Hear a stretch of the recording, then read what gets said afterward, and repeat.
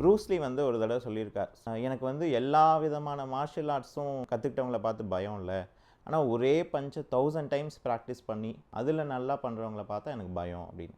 இப்போ எனக்கு யூரினில் வந்து பிளட்டு வந்துடுச்சு, ஸ்கேன் பண்ணாங்க, கிட்னி கேன்சர் இருக்குன்னு சொல்லிட்டாங்க, கிட்னி கேன்சர் ஆப்ரேஷன் பண்ணணும் அப்படின்னு சொல்லிட்டாங்க. நான் வந்து சர்ஜிக்கல் ஆங்காலஜிஸ்ட் பார்க்கணுமா இல்லை யூராலஜிஸ்ட்டை பார்க்கணுமா, ஏன்னா யூராலஜி தானே கிட்னி ரிலேட்டட் அப்படின்னு உங்களுக்கு டவுட் வந்ததுன்னா, சர்ஜிக்கல் ஆங்காலஜி அப்படின்னா என்னென்னா, வெஸ்டர்ன் வேர்ல்ட்ஸில் skin cancer, breast cancer, thyroid cancer, இந்த மாதிரி கேன்சர்ஸ்க்கு யூஸ்வலாக ஆப்ரேட் பண்ணுற டாக்டர்ஸ். ஆங்காலஜிஸ்ட் இல்லைனா யூராலஜிஸ்ட் அப்படின்னா என்னென்னா, கிட்னி, பிளாடர், ப்ராஸ்டேட், யூராலஜி சம்மந்தமான உறுப்பில் வர வியாதிகளை ட்ரீட் பண்ணுறவங்க.